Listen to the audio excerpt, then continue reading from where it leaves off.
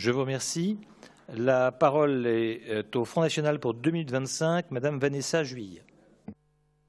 Merci. Monsieur le Président, Madame la Vice-présidente, à l'automne 2016, 3000 exploitations céréalières ont bénéficié d'une aide à l'achat de semences certifiées. Cette mesure complémentaire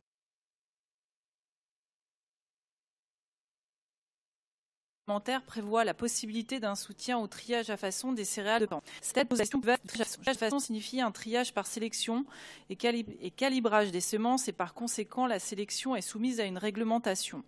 En effet, la loi du 8 décembre 2011 qui encadre cette pratique et donne une existence légale au triage à façon est l'ultime étape d'un processus d'aliénation de l'agriculture à l'industrie. Les aides de la PAC étant conditionnées par le passage à ce triage.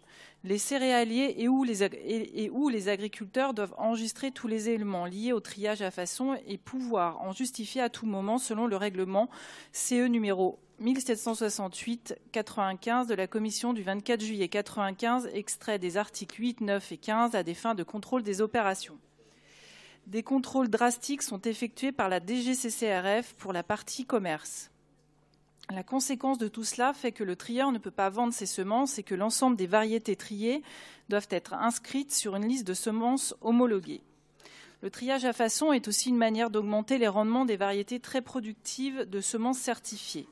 Dans le cas d'une culture céréalière comme le blé, l'orge, le maïs grain, où on ne s'intéresse qu'aux grains récoltés, on parle du rendement en unité de poids sur une unité de surface. La généralisation des produits phytopharmaceutiques a été un moteur de rendement agricole ces 50 dernières années. En 2006, on comptabilise une moyenne de 6 traitements sur le blé, 2 herbicides, près de 3 fongicides, un régulateur de croissance et des traitements insecticides marginaux. Contrairement à la fertilisation, les forts rendements vont de pair avec une utilisation importante des produits phytopharmaceutiques. Par conséquent, en 2017, les rendements du blé et du maïs ne progressent plus et ne peuvent plus progresser. On est autour de 70 quintaux de blé à l'hectare depuis 10 ans.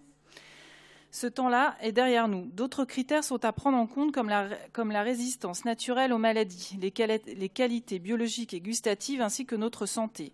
Je vous cite en exemple l'association Cocopelli, spécialisée dans la préservation et la distribution de variétés anciennes de semences qui a été condamnée pour concurrence déloyale par la Cour de justice européenne,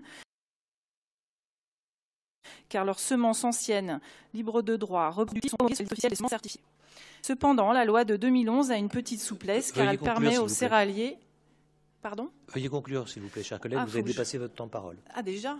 Eh Ok. oui. Écoutez, je vais juste terminer. Voilà, car les semences libres de droit reproduites ne sont pas homologuées sur la liste officielle des semences certifiées. Je vais terminer là. Merci.